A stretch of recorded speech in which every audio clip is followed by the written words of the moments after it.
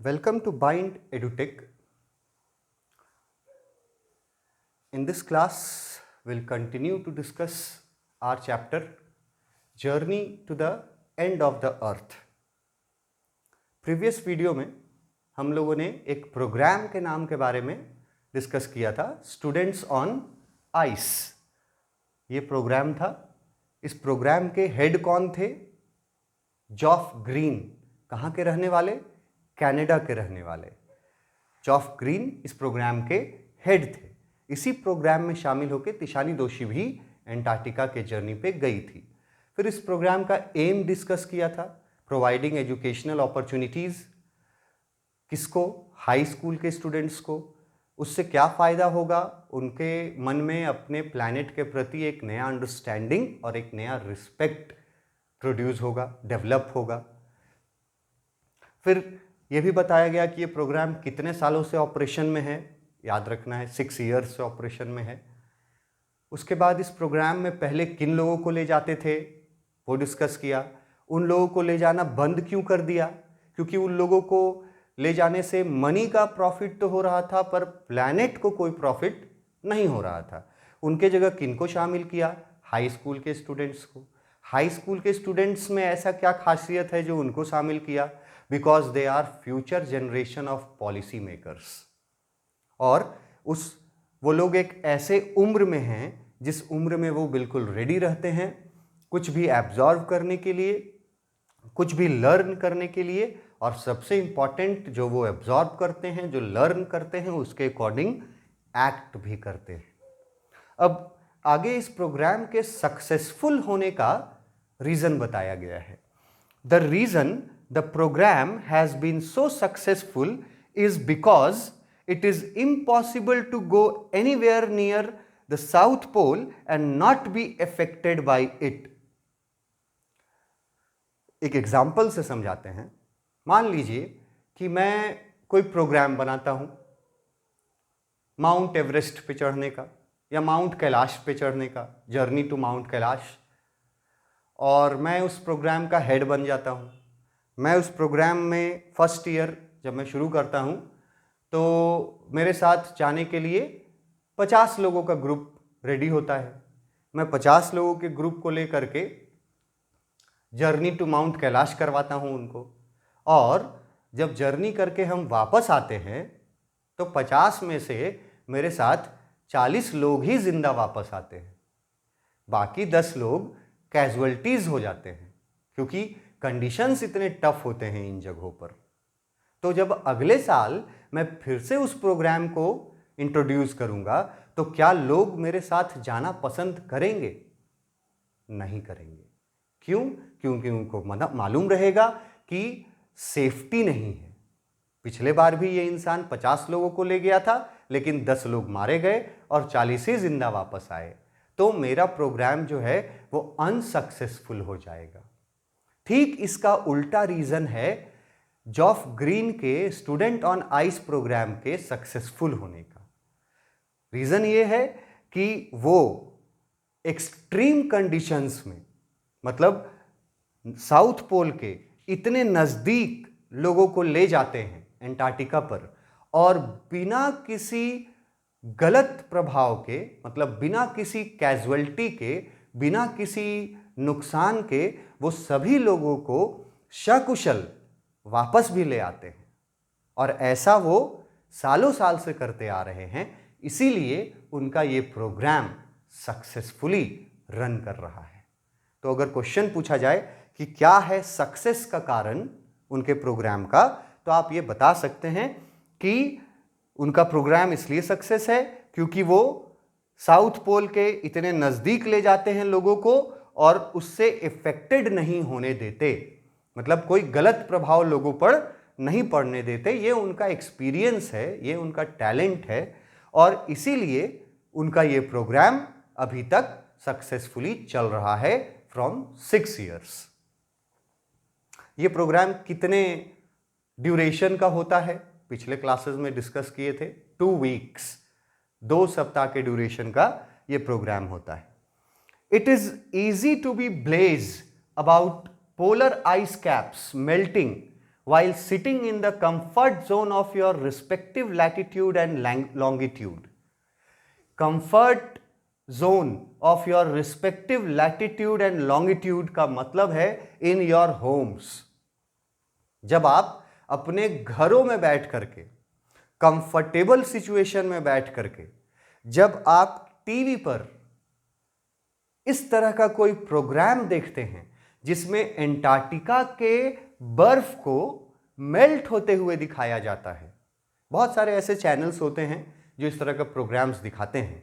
जब आप अपने घरों में बैठ करके, कंफर्ट जोन में बैठ करके, अपने घरों में बैठ करके जब आप आइस कैप्स को मेल्ट होते हुए देखते हैं, तब आपको डर बिल्कुल नहीं लगता, क्योंकि आप अपने ड्राइंग रूम में बैठे होते हैं।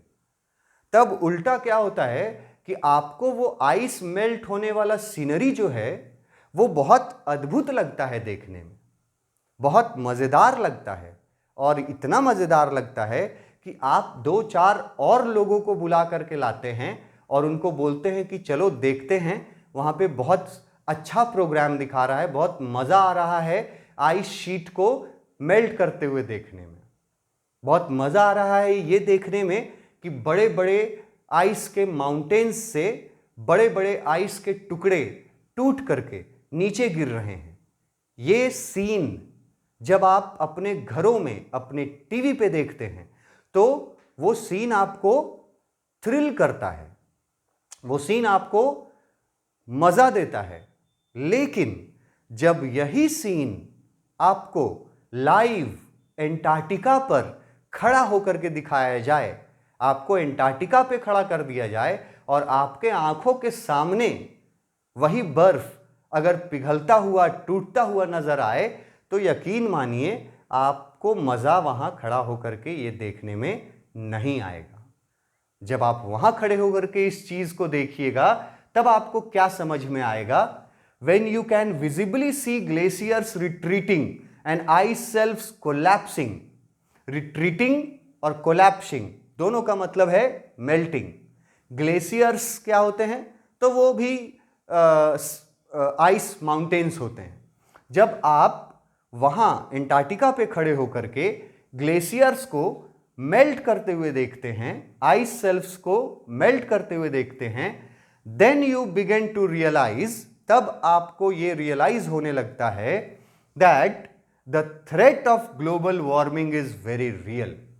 तब आपको रियलाइज होता है कि ये जो ग्लोबल वार्मिंग का खतरा है ये कितना रियल है और कितना डेंजरस है। वही सीन जब आप अपने घरों में देखते हैं बैठ करके, सोफे पे बैठ करके, ड्राइंग रूम में 52 इंच के टीवी पे जब आप ये सीन देखिएगा तो आपको मज़ा आएगा देखने में। लेकिन वही सीन जब आप प्रेजेंट होकर के वहाँ देखिएगा तो आपको बिल्कुल मज़ा नहीं आएगा। तब आपको ये रियलाइज होगा कि ग्लोबल वार्मिंग का खतरा कितना रियल है, कितना सही है। इसी तरह से अगर आइस शीट्स मेल्ट करते रहे तो वो दिन दूर नहीं जब हमारे प्लैनेट का अंत नज़दीक आ जाएगा, और प्लैनेट के अंत के साथ हमारा भी अंत निश्चित है। उसके बाद एंटार्क्टिका का एक एग्जाम्पल दे करके एक फ्रेज को प्रूव करने का काम किया गया है। पहले वो फ्रेज मैं आपको दिखाता हूं, फिर इस पे आएंगे। यहां देखिए, यहां है इन द पैरेबल। पैरेबल का मतलब है short story giving a message. Parable बोलते हैं कोई छोटी सी स्टोरी जिससे कोई एक अच्छा मैसेज मिल रहा हो। In the parable short story giving a message of the phytoplanktons. Phytoplanktons क्या हैं ये अभी ऊपर हम लोग देखेंगे। There is a great metaphor for existence. जिंदा रहने के लिए क्या करना चाहिए उसका एक बहुत अच्छा एग्जाम्पल यहां दिया हुआ है। इस सेंटेंस को पढ़िए। Take care of the small things and the big things will fall into place. इसका मतलब है कि अगर आप छोटी चीजों का ख्याल रखेंगे, छोटी चीजों का अगर आप ख्याल रखेंगे, केयर करेंगे, तभी बड़ी चीजें अपने जगह पर कायम रहेंगी। इसको ऐसे भी समझ सकते हैं कि अगर आप छोटी चीजों को छोटा समझ करके इग्नोर कर देंगे, केयरलेस हो जाएंगे, तो उसका हार्मफुल इफेक्ट काफी बड़ा भी हो सकता है। आपकी छोटी गलती का बड़ा रिजल्ट हो सकता है, ये स्टेटमेंट में बताया जा रहा है और इसको प्रूव किया गया है कि ये बिल्कुल सही स्टेटमेंट है एक एग्जाम्पल दे करके। वो एग्जाम्पल इस पैराग्राफ में दिया हुआ है, यहां से है। Antarctica, because of simple ecosystem and lack of biodiversity. Simple ecosystem का मतलब है कि वहां पॉल्यूशन तो खैर किसी तरह का नहीं है, जो वहां का एटमॉस्फेयर है वो बहुत प्योर है, बहुत स्वच्छ है।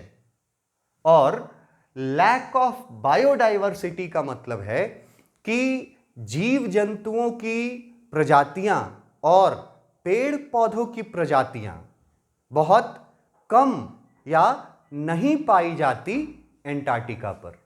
इन दोनों कारणों से, मतलब कि सिंपल इकोसिस्टम के वजह से और लैक ऑफ बायोडाइवर्सिटी के वजह से, Antarctica is the perfect place to study how little changes in the environment can have big repercussions. Repercussions का मतलब यहां है result. Perfect place to study how little changes in the environment can have big results. Antarctica क्योंकि बहुत simple ecosystem है, बहुत pure है और वहाँ पर पेड़ पौधे जीव जंतुओं का ज़्यादा स्पीसीज नहीं पाया जाता, लगभग ना के बराबर है, ह्यूमन बींग्स कभी वहाँ बस नहीं पाए हैं। इस वजह से एंटार्क्टिका सबसे अच्छा जगह बन जाता है ये एक्सपीरियंस करने के लिए, ये स्टडी करने के लिए कि इन्वायरमेंट में जो बहुत छोटे छोटे चेंजेस हो रहे हैं, जिन चेंजेस के रिस्पॉन्सिबल हम ह्यूमन बीइंग्स हैं, उन चेंजेस का, छोटे चेंजेस का बड़ा रिजल्ट भी हो सकता है, बड़ा और डिस्ट्रक्टिव रिजल्ट भी हो सकता है। ये एंटार्क्टिका को स्टडी करके पता चलता है कि छोटे छोटे चेंजेस का बड़ा और डिस्ट्रक्टिव रिजल्ट हो सकता है। ये एंटार्क्टिका को स्टडी करके इसलिए पता चलता है क्योंकि एंटार्क्टिका का इकोसिस्टम काफी सिंपल है और एंटार्क्टिका पे लैक ऑफ बायोडाइवर्सिटी है। आपको पूछा जाएगा कि एंटार्क्टिका पर सिंपल इकोसिस्टम और लैक ऑफ बायोडाइवर्सिटी के वजह से वहां पे क्या अच्छे से स्टडी किया जा सकता है, क्या अच्छे से स्टडी किया जा सकता है। तो आप बोलेंगे कि वहां पे ये अच्छे से स्टडी किया जा सकता है कि छोटे छोटे चेंजेस जो इन्वायरमेंट में आ रहे हैं, उनका बड़ा बड़ा और विनाशकारी रिजल्ट, रिपरकशंस, रिजल्ट हो सकता है। ये हम लोगों को एंटार्क्टिका के स्टडी से पता चलता है। इसी क्वेश्चन को रिवर्स कर सकता है कि एंटार्क्टिका पर ही हमें ये क्यों पता चलता है कि छोटे चेंजेस का बड़ा रिजल्ट हो सकता है, एंटार्क्टिका पे ही क्यों? तो फिर आंसर बहुत इजी है, because Antarctica has simple ecosystem and lack of biodiversity. क्योंकि एंटार्क्टिका का इकोसिस्टम बहुत सिंपल है और वहां पेड़ पौधे जीव जंतु बहुत कम या ना के बराबर पाए जाते हैं। इसी वजह से वहां पे छोटे चेंजेस का बड़ा रिजल्ट हो सकता है, ये स्टडी किया जा सकता है। अब छोटे चेंजेस का बड़ा रिजल्ट हो सकता है, इसी के लिए वो लाइन था, if you take care of the small things, big things will take care of themselves. छोटी चीजों का अगर आप ख्याल रखेंगे तो बड़ी चीजें अपने जगह पर कायम रहेंगी, और अगर आप छोटी चीजों को छोटा समझ करके नेग्लेक्ट करेंगे तो बड़ी चीजें भी उससे डिस्टर्ब हो सकती हैं। और इसका एग्जाम्पल लिया गया है फाइटोप्लैंक्टन नाम के एक माइक्रोस्कोपिक सी ग्रास के द्वारा इसका एग्जाम्पल दिया गया है। फाइटोप्लैंक्टन्स ये नाम है, किसका नाम है? सी ग्रास का, मतलब समुद्र में पाए जाने वाले घास का। और ये सी ग्रास किस साइज के हैं? माइक्रोस्कोपिक है, मतलब नेकेड आई से देखे भी नहीं जा सकते हैं उनको, इतने छोटे हैं, इतने सूक्ष्म हैं कि उनको माइक्रोस्कोप से देखा जा सकता है उन सी ग्रासेस को, जिनका नाम है फाइटोप्लैंक्टन्स।